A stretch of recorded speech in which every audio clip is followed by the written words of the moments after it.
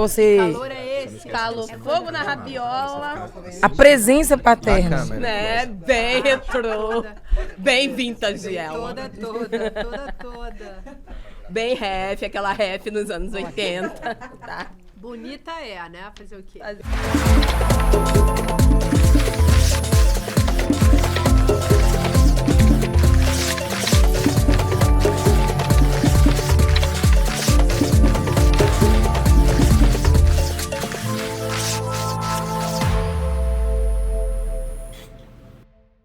Olá! Está no ar mais um Precisamos Conversar. Eu sou a Juliana Baroni e esse é o programa de debates feminino do ICL. Você vai poder assistir também ao Precisamos Conversar no Spotify, que está disponível em vídeo. Eu tenho aqui comigo uma bancada que só tem gente fina.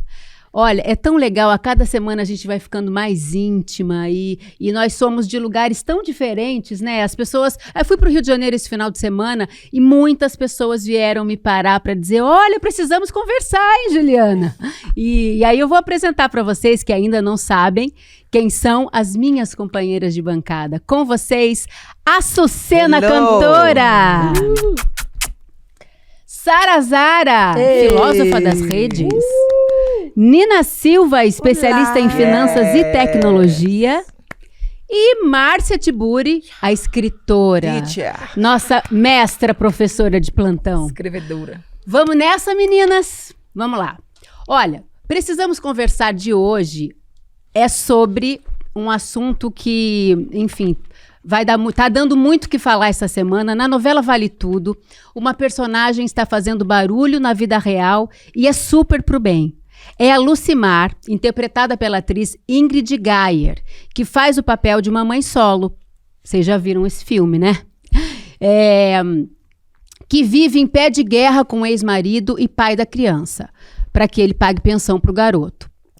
Bom, muitas desculpas e vários nãos depois, ela decide entrar no aplicativo da Defensoria Pública para pedir pensão alimentícia para o seu filho de 11 anos. 1 hora depois da cena ser exibida, gente, o aplicativo da vida real teve mais de 270 mil acessos. O Brasil tem 11 milhões de mulheres que cuidam sozinhas da criação de seus filhos. E isso não tem a ver só com classe social, não, tá? O atacante Jô, por exemplo, que já foi do Corinthians, já foi do Atlético Mineiro, foi preso pela 3ª vez por atraso na pensão alimentícia do filho de 2 anos. Vamos lá, introduzir esse assunto difícil. Sara, você é mãe solo, né? Você sempre fala sobre isso. Como é que fica essa história da pensão? Como é que fica esse combinado na tua vida? Então, no meu caso... Eu tentei de 2 formas. Eu tive que entrar pela justiça também, né? Porque o pai da criança, ele não teve o bom senso de manter um acordo. E aí passou um período, porque quando você entra pela justiça, é descontado automaticamente na folha de pagamento do pai da criança, do genitor. E aí passou um período que ele trocou de trabalho, eu tive que ir atrás, que eu acho que é uma falha que existe ainda no sistema, porque não fica registrado para sempre que o cara é pai e tem que pagar pensão. Então, se o pai muda de trabalho e ele resolve não levar um ofício, né, que o juiz emite da pensão, a mãe que tem que dar um jeito de descobrir onde o pai trabalha, ou então ir atrás de um outro advogado para poder descobrir onde ele tá, para mandar o ofício para a empresa. Aí eu descobri, né, pelos meus métodos saramalísticos, de saber onde ele estava, e peguei o ofício e mandei. Que depois que tem um ofício pronto, é muito mais fácil de você pedir. Mas eu tentei também conversar com ele, porque teve uma época que ele queria estudar. Ele falou, eu queria estudar, eu queria fazer um monte de coisa. Aí toda vez que desconta em folha, desconta 13º, férias, hora extra, porque tudo que o pai faz, que gera finanças, gera dinheiro mesmo na conta, é descontado também, dos 30%, 32%, de acordo com o que o juiz estipular. Aí, o que eu fiz? Eu, por ter empatia, porque a gente é trouxa, né? Porque mãe é trouxa. Falei, então tá bom, dito cujo. Não precisa descontar direto na folha. Vamos combinar o seguinte, você me dá então os 350, que é o que ele me propôs. 350 por mês, que eu pagava pelo menos a van e comprava um pacote de biscoito. Peraí, R$350 por mês? 350 por mês. E aí você me ajuda... Uma pergunta que eu deixo aqui, isso paga o quê de uma criança? A van escolar. Entendeu? Pra não falar que não paga nada. E o meu cabelo também. Meu cabelo, né? Meus cílios, minhas unhas. E aí eu combinei com ele isso, dele pagar então 350, mas me ajudar na criação. Porque às vezes não é só sobre o dinheiro. O cansaço de você ter que falar com a criança, educar, sabe, dar um suporte, é o que mais pesa. Aí ele, tipo, deixou essa parte passar, entendeu? Então, o que eu imagino? O que eu vivo, eu acho que todas as mães vivem também. Não é só sobre o dinheiro, que a gente reclama sobre o valor da pensão. E às vezes o pai até paga 10, 15, 20, mas a criança não é só o dinheiro e gasto, né? A criança é a manutenção, tem todo um psicológico, tem uma criação, tem a presença. É um ser humano ali, né? E uma coisa que o juiz não pode estipular é afeto. Não tem como você exigir que um pai tenha afeto com o filho. É uma questão que ele tem que tirar da própria consciência, né? E isso não acontece. Mas, assim, só pra finalizar, eu só acho que poderia existir um formato que o governo colocasse lá, ó, até o cara morrer, esse cara paga pensão. Porque se ele mudar de trabalho, a mãe não tem que ter o trabalho de descobrir onde tá, porque senão fica no limbo. Aí, até você descobrir, o cara vai gastando dinheiro e você não recebe nada e fica na mão, entendeu? Bom. Meu Deus do céu. Márcia, você quer acrescentar alguma coisa nesse assunto? Quero. Porque é tão delicado, né? Porque Muito. são muitas questões, muitas camadas, e aí você tem um filho, você não gera sozinha, você precisa depois criar, tomar todas as decisões sozinha, além de bancar o seu filho, realmente não deve ser fácil, né? Então, acho que a Sara aponta um problema que é a diferença entre uma exigência legal, né, uma lei que existe para proteger as crianças e para proteger as mulheres que são mães também, mas a gente tem o problema cultural, que aí é o problema patriarcal. Os homens que não se incumbem, que não se responsabilizam pela sua posição de pais, e a gente não pode exigir que um homem seja um pai. E aí eu queria lançar para vocês uma discussão, né? Pai nem sempre é bom. Eu vou contar uma coisa aqui. Eu criei a minha filha muito sozinha. Ela tem pai. Mas hoje ela já é uma mulher de 28 anos, né?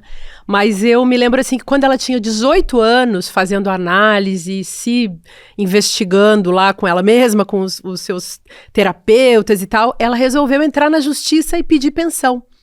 E eu, quando separei do pai dela, eu me dei conta que nas conversas e na questão toda, que o melhor seria eu criar minha filha sozinha, a minha maneira, com meus valores, com o que eu podia fazer, e que ele, deixado no lugar No dele, limbo, lá.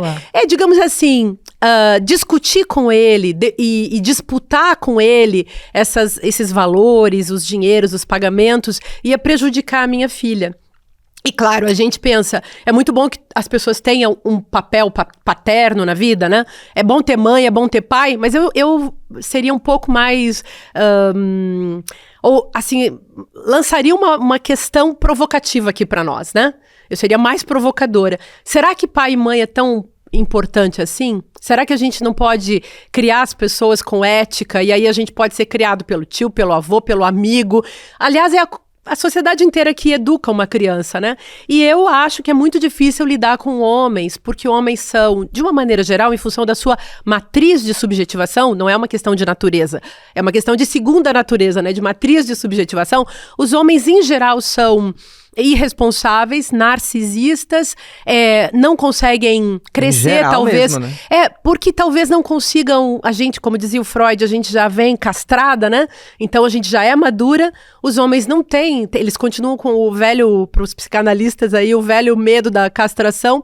Então eu acho que é muito difícil negociar com os homens, porque a relação que eles têm com a vida é totalmente diferente da nossa relação. A nossa relação, nós somos baseadas, construídas, nós mulheres, e alguns poucos homens que confirmam a regra, somos formadas a partir de uma matriz de subjetivação que é o cuidado. E os homens são forjados a partir de uma matriz de subjetivação que é a violência. Então, cuidar não está no script da vida deles.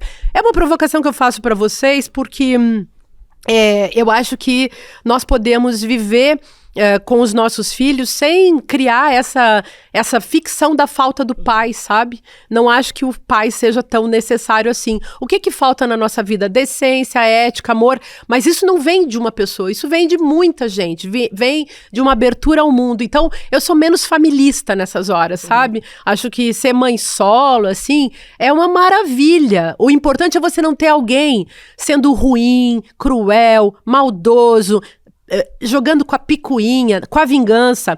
Todo mundo sabe que eu faço parte dessa... Eu apoio muito, na verdade, essas mulheres e essas pessoas todas que lutam contra a lei de alienação parental, que é uma mistificação tenebrosa que existe no Brasil. E eu vejo essas mulheres sendo objeto de vingança dos homens. Aquilo não é pai, gente. Aquilo é gente muito ruim. Melhor você se livrar dessas pessoas. É humilhação, né? É muita humilhação você ter que implorar por uma coisa que existe a partir do momento em que você gerou uma vida, né? Justamente, mas aí tem a outra discussão desse aborto simbólico, né? Que geralmente os homens, eles são os mais conservadores quando o assunto é a legalização do aborto assistido, que já acontece com a maioria das mulheres de classe alta e classe média alta, que tem a possibilidade de ter um aborto seguro e legal, mas os homens, a maioria são muito conservadores quando se fala de aborto. E existe uma discussão que é esse aborto simbólico, que já é praticado pela maioria dos homens que a gente chama de pai. Porque quando você não assiste uma criança do ponto de vista... Porque eu entendo o que a Márcia fala, mas existe para uma sociedade também criar uma criança, existe o núcleo que gera. E esse núcleo que gera deveria, a gente está falando no aspecto da ideia, né, também, porque eles não criam. Seria ético, não, né? Além de não criar, deles serem conservadores com a discussão do aborto, que a gente está falando sobre o corpo das mulheres, principalmente, mas a questão também de muitas famílias nucleares que têm pai e mãe, onde a responsabilidade da criação fica com a mãe, mesmo que o cara coloque o dinheiro em casa. E mesmo que ele seja presente, mesmo mas que ele seja...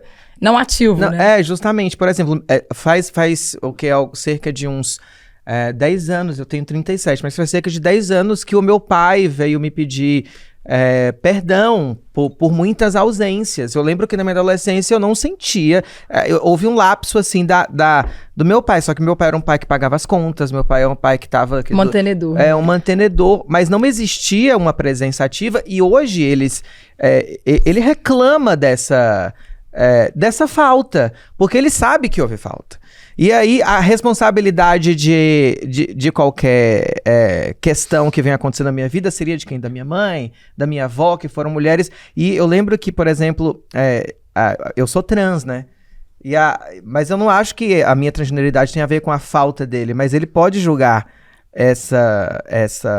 essa falta dele, e não, pra mim o que teria a falta dele seria eu não ter seguido um caminho dentro da escola, ou eu ser corrigida a respeito da minha ética, da minha moralidade, do meu respeito à minha mãe, do meu respeito à sociedade, de como os meus valores foram fundados. E aí minha avó e minha mãe foram maravilhosas e perfeitas. Olha que interessante que você está falando, a minha história é exatamente o oposto. A minha mãe sempre foi a provedora da minha família. Então, ela que sempre trabalhou muito, ela viajou, o meu pai era um artista frustrado e ele tinha mais tempo, ele trabalhava, fazia lá, mas ele tinha mais tempo, então todas as reuniões de escola era meu pai que ia. Quando eu fui para o Rio para ser paquita, quem se mudou para morar comigo foi o meu pai. Olha, então, a gente tem uma diferença de papéis e eu escutava muito na minha infância, nossa, sua mãe é o pai da casa. Porque o meu pai, ele não era o provedor, ele tinha mais tempo e os cuidados de fazer lição com a gente, levar e buscar na natação. Mas não devia ser assim? Isso não devia acha, né? A necessidade que tiver na casa. Justamente. Mas a Sara também levantou a questão do acúmulo. Então, para quem foi pai, como eu sempre dizia, né? Como mãe, eu sou um ótimo pai. Porque eu sabia fazer as coisas de pai, que é pagar conta, ir lá resolver, levar no médico, levar na escola, não sei o quê.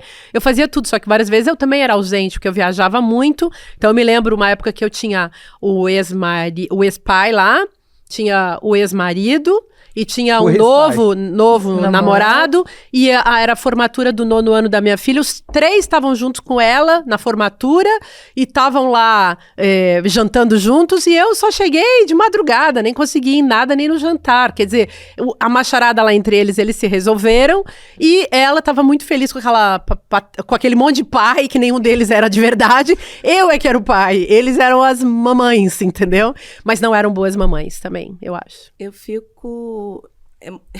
Pra mim é muito engraçado pensando assim, como que seria o mundo se as populações e grupos africanos tivessem, né, povoado o mundo, que não seria colonização, porque não é do nosso feitio, mas como que nós teríamos povoado o mundo de uma maneira diferente, fora, né, essa maneira do estupro, da violência que foi a colonização europeia no mundo inteiro. Isso é resquício direto, definição de papéis em relação a gênero, é resquício e diretriz direta de uma cultura eurocêntrica. Existe um ditado africano que se diz, né, precisa-se de uma aldeia inteira para se cuidar de uma criança.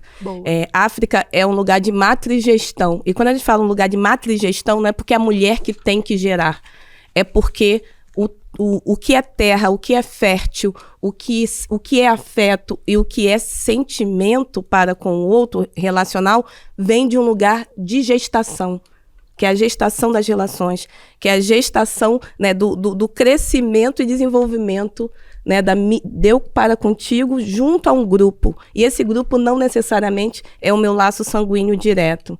E isso é muito explícito em várias culturas. E aí, quando a gente chega no Brasil colonizado, com várias outras questões e problemáticas, a gente verifica que há um abandono ainda institucional, quando a Sara coloca, né, a questão de tem a lei, mas você tem que ir atrás, né? Isso é um abandono institucional, a desigualdade de gênero que beira a tudo e qualquer coisa. Então, quando a gente fala de um mínimo de uma pensão alimentícia, que é um direito, aí vem os questionamentos do que porque essa mãe está usando esse dinheiro com o quê? Né? A Sara fez uma sátira, não sei se todo mundo... Meu cabelo é tão caro, parceria, mas assim... Não, mas olha, contém ironia, tá, gente? É bom deixar bem claro. É óbvio que ela não tá pegando a pensão pra botar cílios. Senão ia dar só isso aqui, e a mecha. Isso, pra concluir, é porque ela fez a sátira, e às vezes as pessoas não... É porque tem isso, e isso é reverberado à torta e à direita, que as mulheres utilizam do dinheiro para sei lá do quê, né? E a gente sabe que pais separados, quando a gente fala pais separados, a gente está falando também de uma dicotomia e uma relação de mundo que nem vale mais. O que é família? Família de mãe e pai, mulher e homem. E a gente sabe que as nossas relações hoje estão para muito além, né, do entendimento do que é família. E principalmente num país onde esses pais separados, a gente tem 80% das crianças que acabam sofrendo alguma intervenção negativa quando acontece a separação. E isso eu não estou colocando na culpa do pai, nem na culpa da mãe. Só estou colocando que institucionalmente, socialmente falando, a gente precisa cuidar de tudo isso. Ô Ju, rapidinho, eu acho que as leis do Brasil também em relação à paternidade são muito relaxadas. Igual a mãe, ela não pode sair do hospital sem registrar uma criança. Ela tem que ou registrar ou doar. Ela não pode sair sem um registro. Já o pai, ele tem a opção de talvez hoje, amanhã, daqui 30 anos, ir lá e fazer o registro da criança. Eu acho que isso é um absurdo. E essa questão também do pai ter a livre e espontânea vontade de não poder mais colaborar depois de 18 anos, né? Porque 18 anos, gente... É o limite? É o limite para receber a pensão. Aí, se a criança for estudar, assim, né, o jovem continuar estudando, fazendo alguma coisa, o pai tem a obrigação de pagar o estudo. Mas vamos supor, de repente a pessoa fez 18 anos ali e ela tem o tempo de pensar, de conhecer, né, o mundo, se conhecer, ver o que ela vai fazer. Talvez ela não vai conseguir estudar de imediato.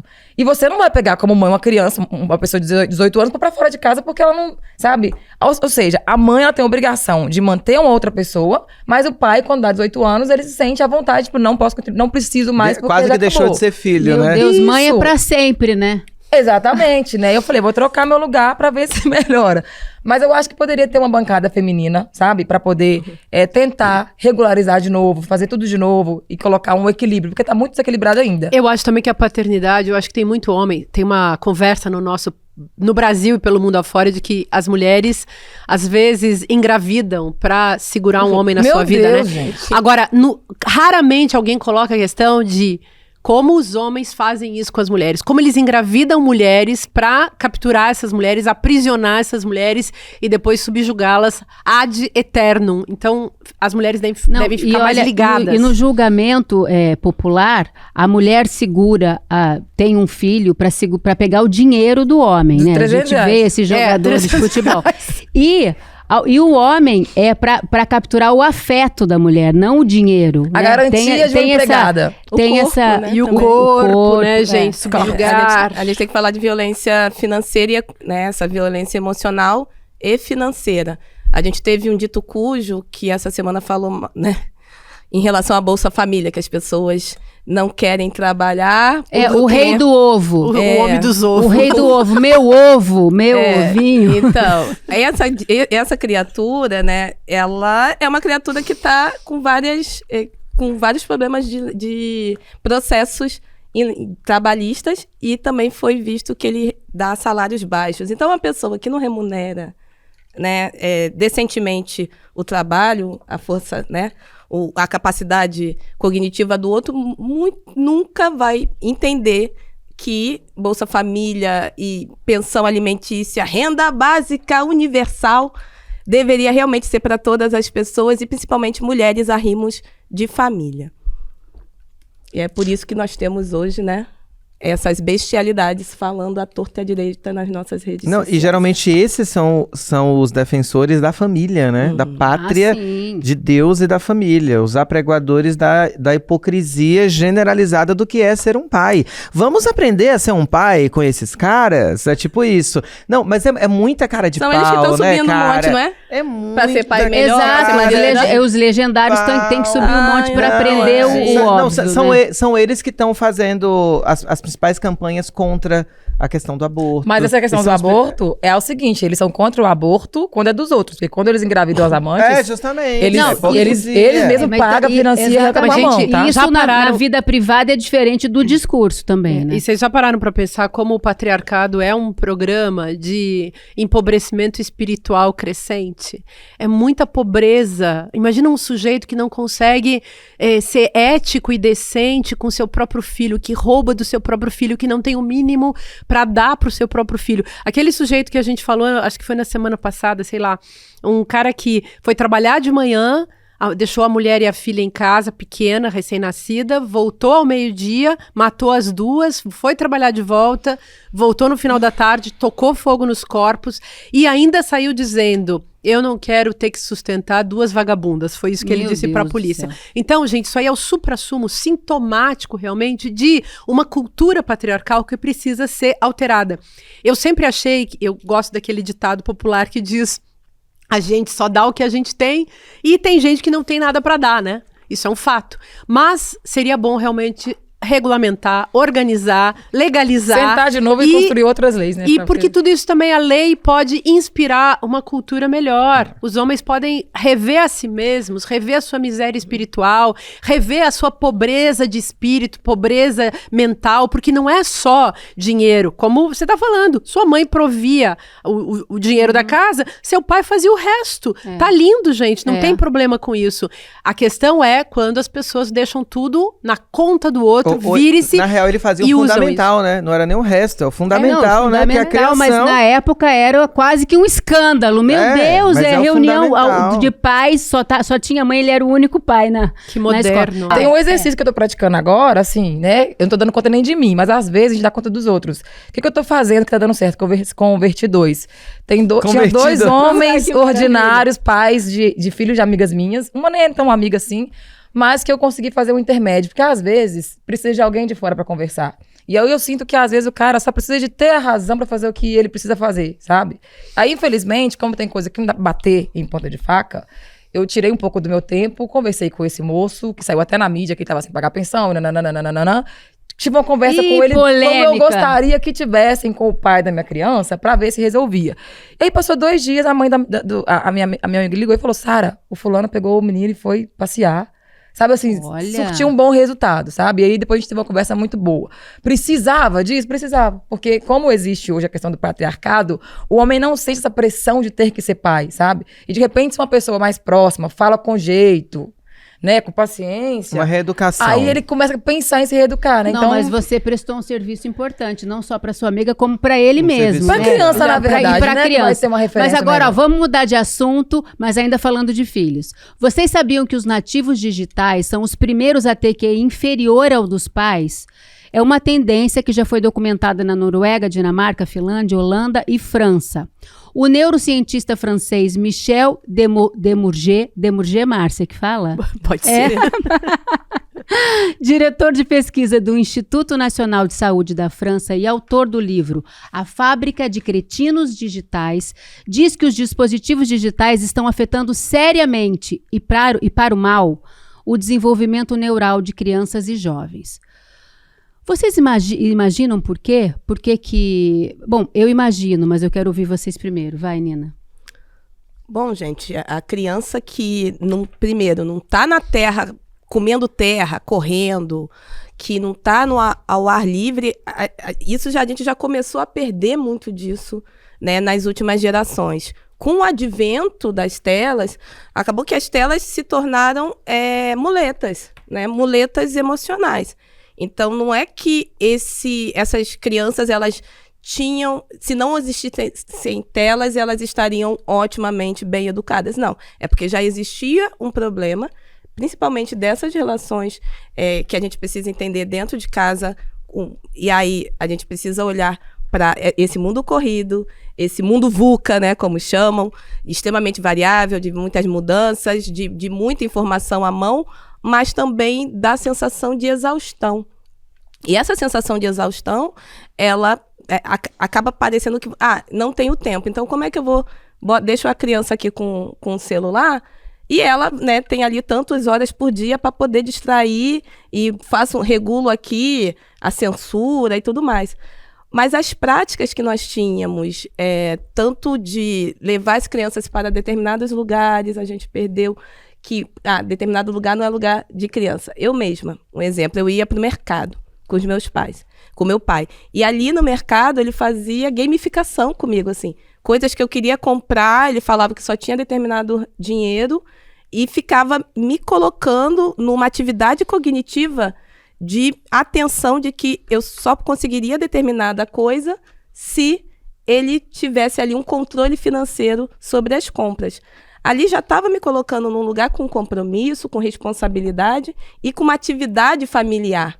Então, acho que falta muito a gente voltar a essas atividades familiares e as crianças poderem viver coisas de criança. Porque tem esse comportamento que gera dopamina, né? Que é um comportamento compulsivo que você fica rolando o feed numa busca incessante por algo que nunca chega, porque é infinito, o rolar o feed é infinito, e isso gera... As crianças estão ficando, assim, hiperativas, elas estão ficando com dificuldade enorme de lidar com frustração, com tédio. E aí, o que acontece? Muitas crianças estão sendo diagnosticadas com TDAH por causa disso, porque esse sintoma desse vício em rede social, ele se confunde com o diagnóstico, né? Uhum. E aí o que acontece? Tem o diagnóstico, a criança é medicada e às vezes o que precisa é dar 3, 4, 5 passos atrás e mudar e voltar, como você falou, a brincar na terra, a plantar, a colher, a brincar na rua, jogos coletivos, o esporte pode ser uma saída, né? Eu acho que fica faltando um pouco de referência, porque o problema está muito na geração que está criando os meninos novos. Porque se eles são reflexo da gente, o que a gente virou, entendeu? Eu me guio muito pela conta do meu pai. Meu pai foi um ótimo pai, e ele foi pai e mãe, né? Porque minha mãe tinha alguns problemas, ela não conseguia fazer o papel que se espera de uma mãe na época dos anos 90, então ele fez os dois, só que ele deixou muita referência de atitude pra mim. E aí a Brisa, quem criou a Brisa foi eu e foi o Black Yardigans, então era o dia inteiro assistindo aqueles trem, né, lá no YouTube. Então ela cresceu com tela. Só que eu fui entendendo que, assim, até agora tá dando certo. Ao mesmo tempo que ela ficava com muita tela, porque era minha babá, né? Porque eu trabalhava praticamente 20 horas por dia. Ao mesmo tempo, quando ela foi pegando um pouco mais de conhecimento de coisas, esse tipo de conteúdo que eu faço, ela sempre ficou a par do que eu tava fazendo. Então a Ana Brisa, ela fica no celular também o tempo todo, mas ela fala de tudo. A Brisa escuta Tom Jobim, aprendeu sozinha. Maravilha. Sabe? Ela fala sobre vários temas que meninos de 14 anos não estão interessados hoje. Porque ela tá me vendo fazer coisas e eu sempre que eu tô fazendo, eu vou e explico ela um pouquinho daqui e dali. Então eu acho que às vezes falta referência de casa. Porque todo mundo hoje, gente, tem uma bandeira pra poder né? Não é nem questão de defender, gritar pra internet, mas pelo menos dentro de casa dá um exemplo. Aí tem pai e mãe que não tá afim de falar de nada sério, né? Mas eu concordo com você plenamente. Acho que tudo tem a ver, sem dúvida, com o ambiente. Um exemplo mínimo, né? Sim, então. Só que esse exemplo, acontece também dentro de um ambiente. Tem um conceito no campo da filosofia e da educação, que é o conceito de cognição, e a gente podia fazer uma abordagem um pouco mais cognitiva desse assunto também. Por exemplo, vocês notaram que a questão da alfabetização se tornou um problema também no Brasil. E isso por quê? Porque as crianças não têm mais desenvolvido experiências com a psicomotricidade. Então, na nossa época, a gente aprendia desenhando e escrevendo, e tinha o lápis, e tinha a caneta, e tudo isso envolvia uma relação do cérebro, do corpo, nada disso está separado, obviamente, mas com o ambiente ao redor, e uma experiência cognitiva surgia daí. E a cognição, ela é um conceito super amplo, não tem a ver só com o que eu aprendo em relação a esse objeto, mas a todo o ambiente, vale inclusive para os animais, né? Então, aquilo que eu aprendo no ambiente no qual eu tô, que envolve também a ideia de experiência. Então, a nossa experiência está muito pobre quando a gente pensa só em tela. Uma criança que se alfabetiza com o celular, com o computador, ela está sempre na frente de uma tela e é como se ela fosse perdendo o corpo dela. Inclusive, tem um filminho da Pixar, da Disney, sei lá qual, que é aquele do Wall-E, lembram?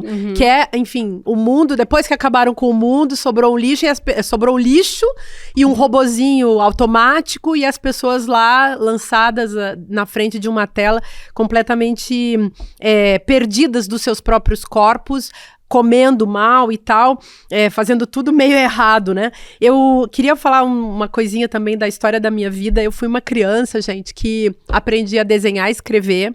A gente não tinha televisão e eu me lembro da minha mãe. A gente vivia num mundo muito rural, assim, né? Também tinha uma alimentação muito orgânica ao natural, né? E a gente tinha que fazer tudo. Como não tinha brinquedo, não tinha televisão, a gente tinha que fazer as coisas da casa. Eu aprendi a cozinhar Eu me lembro que eu entrei na cozinha com 9 anos para cozinhar mesmo, né? Fazer tudo que tinha que fazer. Cuidar dos bichos, cuidar das plantas. A gente vivia num mundo muito pré-tecnológico. E eu me lembro da minha mãe muito espantada que eu e as minhas irmãs e o meu irmão, nós éramos sempre os primeiros da turma no colégio.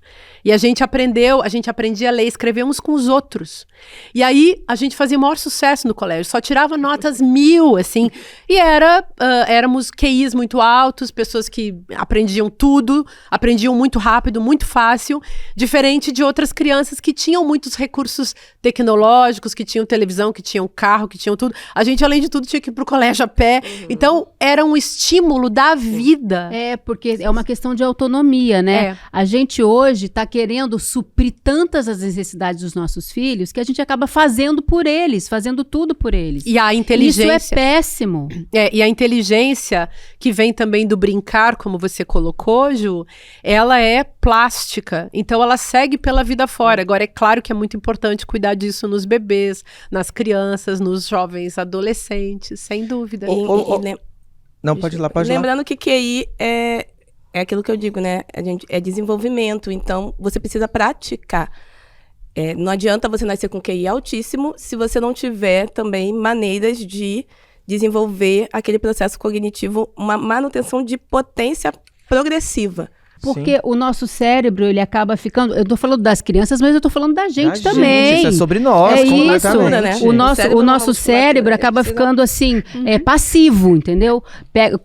Procura de conteúdos rápidos, de coisas prontas, de teorias já formuladas, e a gente não desenvolve o próprio raciocínio, e isso gera uma exaustão. Tem dias que eu fico assim, procurando notícia para o programa, eu acabo o dia muito cansada e fico com dificuldade para dormir, porque é o excesso de tela. O que você queria falar? Não, é só uma questão mesmo, ouvindo vocês falando, e pensando de novo no capitalismo, né, como um conceito. E tem um conceito que é interessante para se estudar capitalismo, que é o conceito de alheiamento, daquilo que se torna alheio. Ou seja, os artesãos eles tinham todo o controle da produção, de repente você foi tirando todo o controle da produção e foi separando tudo, colocando uma fábrica, colocando em outra. Hoje se produz algo na China, na Indonésia, se monta no Brasil.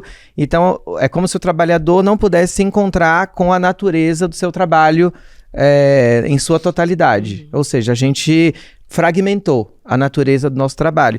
E me parece que a nossa questão com a tela, existe um alheamento da nossa subjetividade. Se o nosso trabalho também já se torna alheio, quando a gente não consegue encontrar a totalidade do nosso trabalho, a gente está também deixando alheia, nós enquanto sociedade, a nossa subjetividade.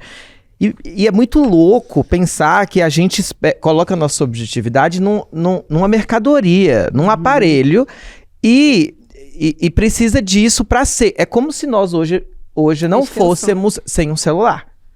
E é muito... Na verdade. Não, e é uma realidade. Na Black verdade, Mirror, somos. Black Mirror não é uma utopia, cara. E é louco que esse alheiamento mesmo, já nos tornamos alheios a nós mesmos, a ponto a gente olhar para um celular, no celular vai estar as nossas inscrições, nossa agenda, vai estar os nossos segredinhos pornográficos, vai estar... eu lembro que quando eu assisti aquele Não Olhe Pra Cima, lembra do filme? Que no final, tem uma cena que o CEO lá da Big Tech olha e fala assim, você vai morrer desse jeito, você vai... Com base em todas as informações de como você colocou sua subjetividade aqui, eu sei até como você vai morrer. E aí, claro, o filme é cômico, o filme tem ironias, assim, maravilhosas. E é muito louco que a gente não... Como lidar? Na real, eu não tô querendo trazer uma análise de ponto final. Tô querendo perguntar como é que a gente vai lidar com essa porra toda, porque dá um medo. A gente não tem resposta pra isso, a gente tem um monte de dizem pergunta, que só piora, ansiedade, dúvida. Né, Márcia? Dizem que o capitalismo é superação da superação. Não, a gente precisa entender que são ferramentas, são mercadorias, que são objetos que podem nos auxiliar a automatizar processos que não precise do ser humano, mas e para o ser humano ter mais tempo para fazer coisas que realmente são boas, necessárias, né, gostosas de fazer. E como, por exemplo, a gente tem a nossa criatividade como um ponto central do nosso labor. Então, para a gente otimizar até mesmo o nosso tempo e qualidade de vida. Então, não é ter o celular, ou ter o periférico, ou ter a inteligência artificial como meio da gente ter mais tempo. E é esse tempo que tem que ter qualidade, mas isso só vem com letramento digital, com inclusão financeira e econômica e todo lugar de valores, éticas e sociedade que a gente já perdeu. A gente ter a utopia da gente... É muita coisa.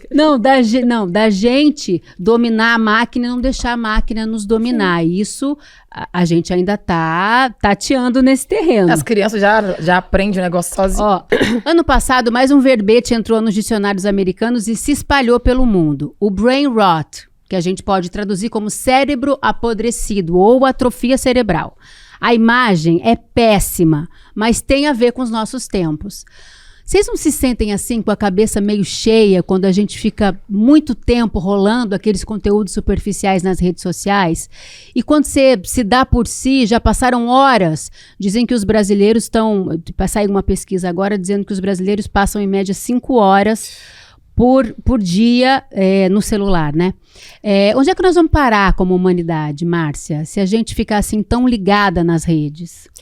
Então, isso que a gente estava conversando sobre a forma da experiência. Então, uma pessoa que tem uma experiência com a natureza, com o verde, com os esportes, com as artes, com a cultura, com a biblioteca. Pensa uma pessoa que fica ali só consumindo, vamos colocar essa palavra entre aspas, porque isso também importa, rede social e conteúdo rápido de rede social. Tem gente que está chamando isso de como economia da atenção, mas é também uma economia da distração. Isso aí há mais de 100 anos se fala, né? O que eu queria colocar pra gente, que eu acho que pode ser novo pra gente debater, uma coisa super óbvia, é que o alimento do cérebro, gente, o principal alimento do cérebro é a linguagem. Linguagem.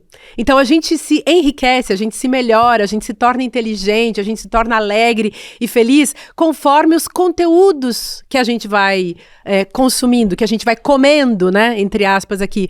E aí tô colocando isso, por exemplo, do livro, que a gente tem que debater.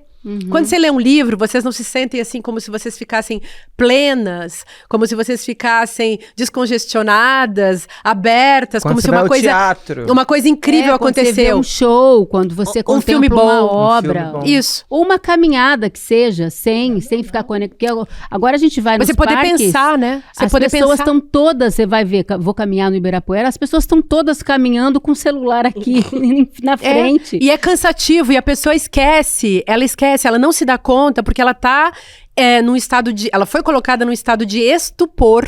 Ela tá hipnotizada, ela tá viciada e ela não nota que isso tá fazendo mal a ela nem consegue perceber. Não, e eu vou te contar uma coisa que você vai ficar assustada, que você não deve saber o que é isso. A minha filha outro dia chegou em casa e me mostrou um vídeo. O vídeo chama Italian Brain Rot. São vídeos feitos por inteligência artificial, você deve saber, né?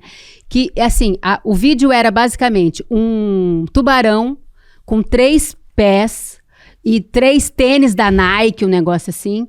E ele, assim, é um conteúdo totalmente nonsense. E ele sai cantando tralalelo, tralalá, tralalelo, tralalá. E isso virou uma febre entre a garotada. Né? Você sabe disso, né? Tem essas bobagens aí. Então, e já virou assim, já pegaram esse tralalelo, tralalá, as crianças, e botaram dentro da sala de aula, então qualquer coisa, tralalelo, tralalá. Isso aí são as crianças, o problema é as formigas que estão tocando guitarra e saxofone, que o pessoal mais velho acredita. Entendeu? Porque tem uns negócios do grupo do WhatsApp, que eles pegaram um baratão grandão do tamanho da cidade e falaram do grupo, e as senhorinhas mais velhas, achando que os cachorros eram gigantes mesmo. Tem gente que acredita, né? Deixa eu pegar o seu gancho para falar de um... Eu escrevi um artigo para a revista Cult, que eu dei o nome de tecnoparasitismo. Porque no fundo é isso.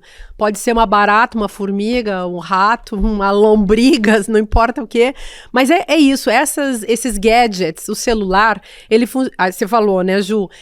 A gente tem que aprender a controlar as tecnologias para que elas não nos controlem. Mas o aparelho, ele nos aparelha. Ele passa a funcionar como se ele fosse um rim, um coração, um cérebro ali acoplado a você, que é como se fosse uma prótese de conhecimento. A gente está dominado por isso também. E aí eu queria puxar um assunto que a Sucena trouxe do capitalismo, que no fundo o capitalismo é o quê?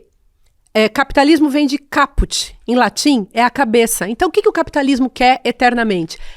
Capturar a sua cabeça, pegar você pela sua cabeça. E por isso existe esse sequestro da subjetividade, da alma, do espírito, do cérebro, desde que o capitalismo começou, porque tem que controlar a cabeça das pessoas.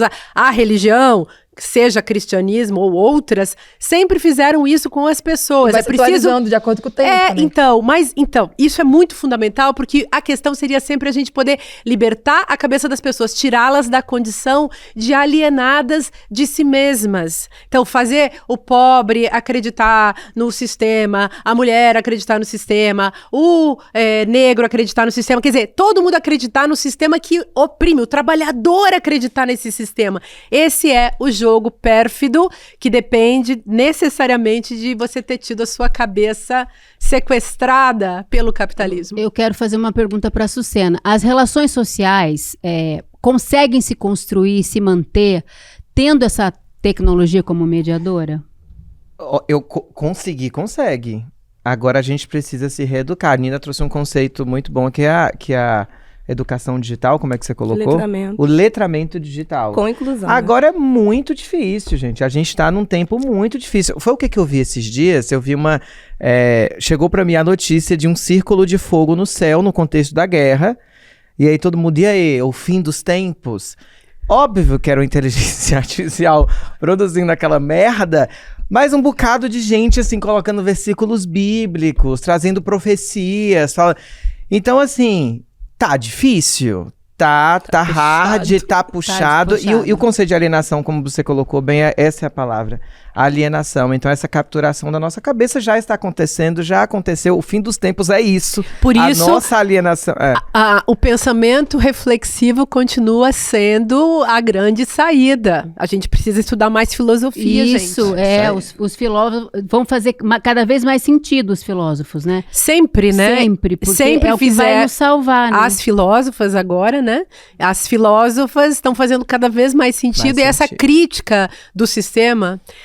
É uma questão a ser levada a sério. Eu acho também que é um assunto para outra hora a gente debater por que as pessoas estão tão fissuradas na discussão sobre a saúde mental, quando na verdade a gente está atravessando uma tremenda de uma crise da razão na era do neo-obscurantismo. O que não para de aparecer é saúde mental nas nossas telas, assim, é uma reflexão. Virou um tema famoso agora, não é mais sobre a saúde. É por causa da necessidade, as pessoas sabem que estão doentes, então estão buscando respostas. Todas estão adoecidas. Eu estava conversando com a Paty e falou assim, olha, eu conheço, ou tem gente que está ali alienada, quer dizer, ou tem gente que tá deprimida, ou tem gente que tá medicada, porque o mundo tá puxado, gente. Então, É tem a guerra, é desigualdade, e as coisas chegam o tempo todo pra gente, o que antigamente, se você não quisesse ouvir algum assunto, quisesse viver no teu mundinho, você vivia. Agora, Bem na palma da mão. essa catástrofe que o mundo tá E atravessando... um convite diário, uma verdadeira adulação e uma verdadeira tortura mental para você siderar, né? Para você sair de si. Então, a grande resistência é você tentar se manter lúcido, racional, inteiro e não sucumbir a essas ofertas. Dá para viver, gente. Claro, os esforços espirituais são gigantes, mas dá pra gente E viver. ter coisas boas. Não, Sem mas, delirar. mas tem uma coisa que é super importante, a regulação, o Isso. debate da regulação das redes sociais. Primeiro, a gente tem que saber que já existe uma lei que rege a web e define direitos e deveres para o uso da internet no Brasil. Só que essa lei isenta as redes sociais de responsabilidade sobre o que é compartilhado por terceiros. É isso mesmo, Nina? Isso mesmo. E além, né, o STF está aí já, está em votação, já tem 6 votos a favor, mas temos 5 votos contra. Há toda essa briga de liberdade de expressão versus os crimes todos que já estão sendo cometidos, fake news, conteúdos ilegais e afim. A gente no Brasil tem alguns exemplos, né, pelo mundo em relação a como tem se feito regulação e vai muito do perfil do país. Então a gente olha para China e Rússia, a gente tem ali bloqueios extensos à web, né, o que pode ser digitado, qual app que pode ser baixado. Então são bloqueios severos em relação aos conteúdos e tráfego na internet. Já a gente olha para o outro extremo, a gente tem os Estados Unidos, que ali há total imunidade às plataformas podem fazer o que quiser, à torta e à direita, e se você denuncia a plataforma, você ainda pode responder por isso, né? Que tem a questão até de, se você for estrangeiro e falar mal de alguma plataforma norte-americana, você pode ter seu visto negado, tá, Ju? E aí a gente tem o meio do caminho, digamos ali, que seria as legislações que estão operando na União Europeia, né, e Alemanha, também França, aqui no meio do caminho, que eles chamam de padrão ouro, que são legislações que estão olhando para a defesa de menores de idade. Então, as redes precisam de ser um lugar que tem ali o reconhecimento da idade, de qual o conteúdo que está realmente chegando para esse jovem e adolescente. Também tem a questão de multa, e isso é muito legal, tem até multa de 6% no faturamento global da empresa. Então, imagina um TikTok da vida ou um WhatsApp da vida o Instagram ter uma multa de 6% no seu faturamento global se você não cumprir a retirada de um conteúdo indesejado. Boa. Bom, enquanto não pega no bolso, as coisas não mudam, né? Gente, mas isso é o velha... mínimo, né, cara? Porque você... só pra terminar, concluir um pouquinho da Nina, que é tão absurdo você saber que essas Big Techs têm um controle informacional sobre aquilo que você nem queria que elas estivessem. É quase que compulsório as fotos que você tira, aquilo que você posta, e dentro de uma interação social para que aquilo exista. E essas companhias todas, elas têm o controle informacional de seus dados, de seu endereço, daquilo que você pesquisa, e como se elas pudessem ter sem nenhuma legislação. O que eles entendem é isso, aquela história, o liberalismo é bom para quem? Então, aí que vem também um problema de fundo mais filosófico que impede que essas regulamentações e regularizações possam acontecer, que é justamente o tema da liberdade de expressão, que foi mistificada pra caramba em diversos países, inclusive no nosso. E, para mim, a questão é óbvia. Uma coisa é liberdade, outra coisa é violência e crime. Crime. Então, não podemos colocar a ideia de liberdade acima da noção da lei. A liberdade sempre, filosoficamente falando, sempre faz um determinado jogo, um determinado diálogo com a lei. Então, onde eu possa cometer uma violência e essa violência seja crime, eu já não posso me expressar livremente, porque isso não será liberdade, isso será a destruição de uma liberdade. É um básico, mas, digamos, no mundo sem filosofia, a gente não vai a lugar nenhum e essa gente vai continuar insistindo para que o conceito de liberdade de expressão siga livre, leve e solto, cometendo crimes. Mas a gente precisa mesmo de uma uma luz no fim desse túnel, gente. E essa luz pode ser É claro, falar então, de Jesus. livros, ao invés de falar de redes sociais. Vocês não acham? A escritora nigeriana Chimamanda Adichie está no Brasil para fazer vários eventos ligados à educação e à literatura. Ela é conhecida pelos temas como feminismo, ancestralidade, e no último fim de semana, na Bienal do Livro do Rio, a Chimamanda disse que esses assuntos que ela trata são naturais para ela, pois falam da luta contra a opressão. Ela é um ícone, né? A Chimamanda, assim, para mim tem uma importância muito grande, porque além de falar de uma maneira muito clara sobre o feminismo, ela faz uma coisa que eu amo, que é a autoficção. Ela usa vivências pessoais para criar suas personagens, né? E, Açucena, você também às vezes escreve músicas baseadas em coisas da tua vida? Como é que é a sua criação? Inclusive, eu tenho escrito um livro que Olha precisa sair do papel. ela! Mas é uma ficção, mas eu acho que toda ficção tem um pouco de autobiografia. Porque você parte das suas vivências, você parte da sua subjetividade, óbvio, está partindo de você. Então, é claro que você cria a partir das suas experiências e do que você pensa a partir das suas experiências. Quando a gente cria uma canção, quando a gente cria uma personagem para criar uma canção, quando a nossa perspectiva se enviesa mesmo para um determinado assunto, e ali a gente constrói uma melodia, enfim. E eu gosto muito da Chimamanda, teve a polêmica com ela, né, e com a população trans, que eu acho que eu concordo com a Chimamanda, sabia? Mas eu não entendi direito. Você explica pra gente a polêmica? A polêmica foi que ela falou que mulheres trans e mulheres cis, pra mim foi só isso, partem de experiências diferentes.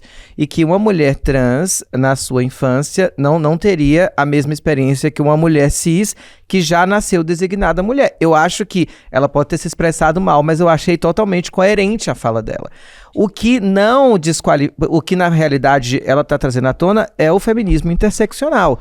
Que o feminismo interseccional, ele vai dizer o quê? Que as pessoas partem de lugares diferentes. Ou seja, a mulher gorda é diferente da mulher magra, que a mulher preta é diferente da mulher indígena, que é diferente da mulher branca, que é diferente da PCD. Então, assim, uma mulher trans é óbvio que ela vai partir de uma experiência diferente de uma mulher cisgênera.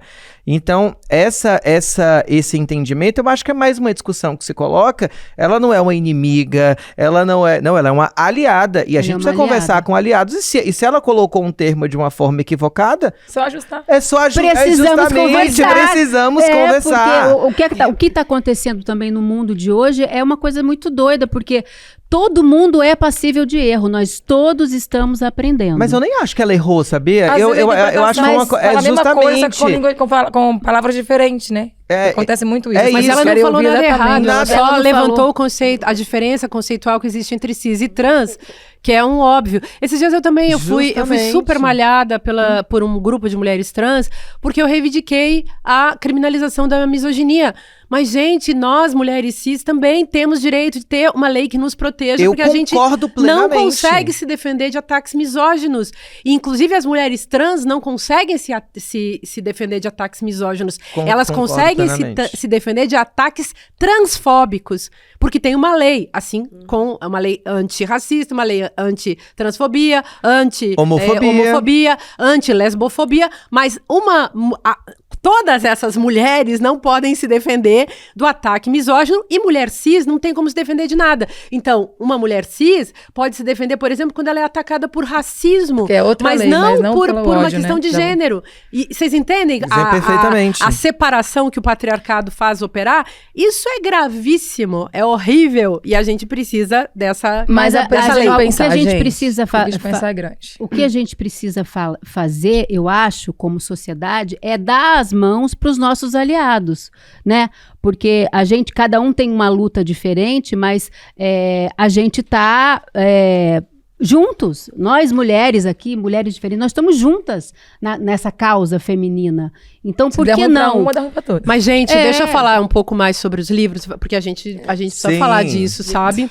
Eu acho importantíssimo a gente discutir esse lance da autoficção em todas as áreas da vida, inclusive pra gente numa sociedade democrática, saber qual é a diferença entre realidade, ficção e saber onde está a autoficção. Há poucos dias a gente estava debatendo sobre esses caras que se autorrepresentam e depois vêm usar o conceito de ficção para tentar se defender, quando na verdade eles estão cometendo crimes aí nos stand-up comedies da vida e coisas que tais. Então, livro é um lugar que acontece ali ficção, autoficção, acontece ali ensaio, obrigada, querida Nina, ensaio, e é um espaço muito rico de experiência. Eu sempre digo que a gente faz uma viagem vertical quando a gente entra num livro, né, gente?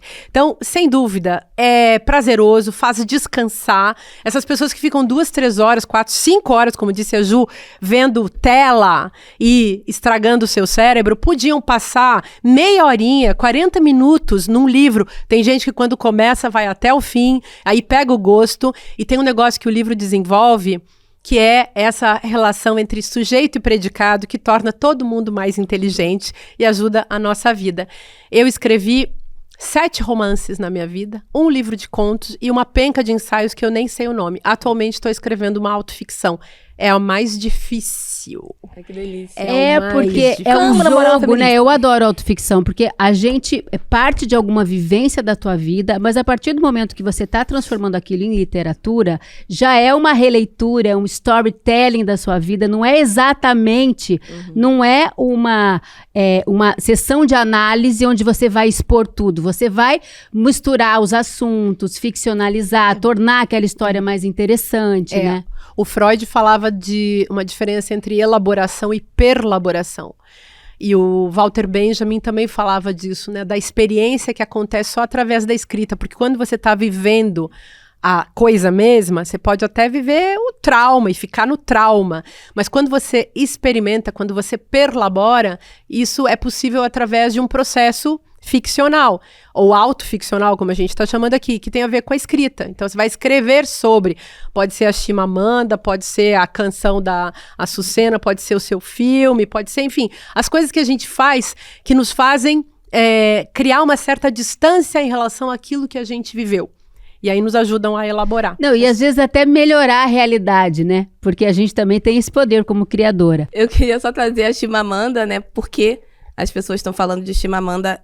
A Chimamanda, ela traz um lugar de gênero muito no eu, né, central, mas de um corpo de uma mulher nigeriana que foi criada no Reino Unido, mas que volta à sua comunidade e entende principalmente o papel social, né, de mulheres em diferentes sociedades que ela acabou transitando. E por que falar de Chimamanda? Para poder falar também de outros corpos, né, de mulheres diversas, de outras mulheres que possam realmente serem referências. Então, a gente não pode esquecer também das nossas mulheres nacionais. Então, eu levantei aqui o livrinho da Márcia, porque ela não pode esquecer, né, do trabalho que ela faz por nós. Mas falando de mulheres negras, a gente tem moçambicana, a Paulina Chiziane, que para mim é uma referência incrível sobre trazer a denúncia social do papel da mulher, principalmente, né, em sociedades em África, né? Então ela fala de poliandria e é uma mulher assim mais velha, é muito incrível. Ela tá autografado. Então uma relíquia. Trouxe Vera Duarte, cabo-verdiana também, procurem, que também escreve autoficção, e as brasileiras, Conceição Evaristo, né? Que não tem como. Livro Conceição lindo, escreve, chorei lendo Ponciá Vicência, ela escreve também autoficção, e outras como Cidinha da Silva, Lia Vieira.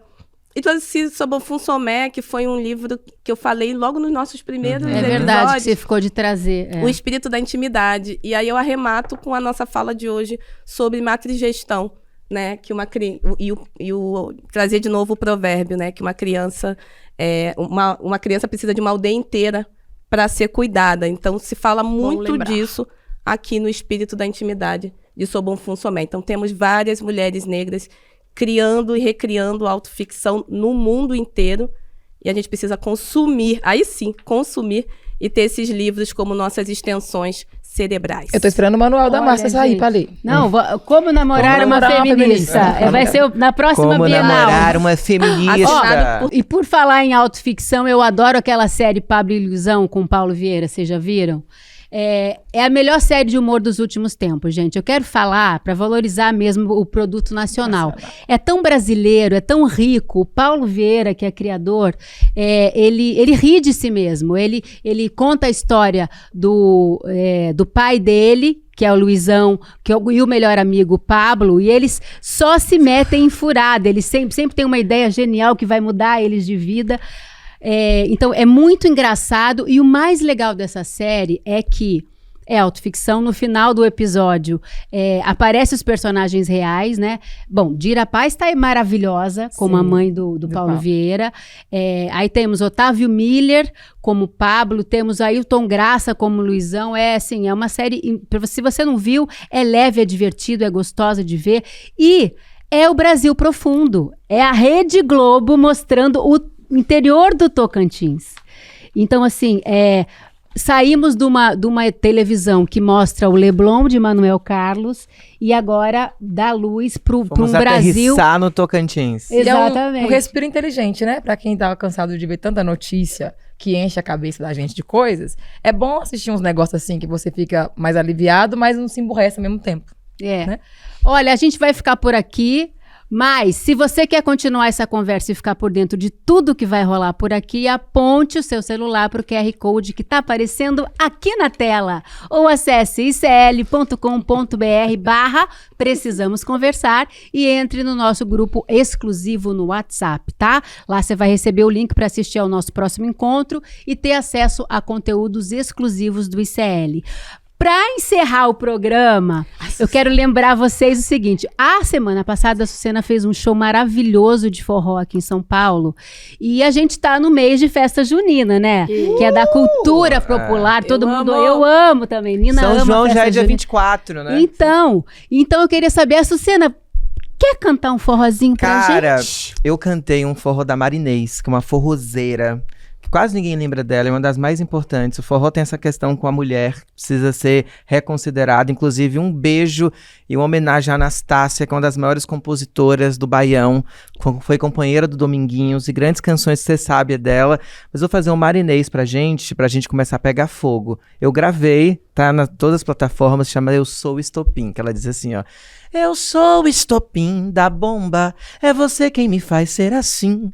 Se não quer ver o estouro da bomba, não encoste esse fogo em mim. Sei que será um estouro se você tocar em mim. Meu amor, nosso namoro só é gostosinho assim, porque você é o fogo e eu sou o estopim. Porque você é o fogo e eu sou o estopim. Que delícia!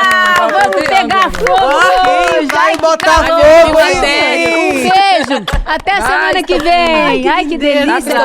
verdade. Com música! Gente, essa música é muito maravilhosa. Fala, turma! A gente teve no domingo uma das aulas mais importantes da história do ICL e também uma das que teve o maior público até hoje.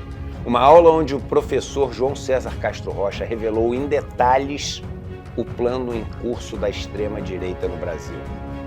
E é um plano para semear o caos e colher o poder total. Se você não assistiu essa aula, você tem a obrigação de fazê-la. Isso porque se todos não souberem do que está acontecendo e se a gente não se juntar para enfrentar, a gente corre o maior perigo que já correu até hoje. A gente liberou o replay dessa aula para que você possa assistir. Quer saber como as notícias do dia impactam o seu bolso? Então cola comigo no Mercado Investimentos. Durante a semana eu explico os movimentos da economia e o mais importante, como isso bate na porta da sua vida, no preço da gasolina, dos juros do cartão, do aluguel e do carrinho de compras. Eu queria te perguntar, o preço subiu mesmo? Porque as pessoas estão cautelosas e receosas com os preços. Elas acham que a inflação vai subir, que aumenta essa desigualdade. De segunda a sexta-feira, ao vivo, das 11 às 11h30, um panorama econômico do Brasil e do mundo no canal do ICL Notícias. A informação que faz a diferença no seu dia.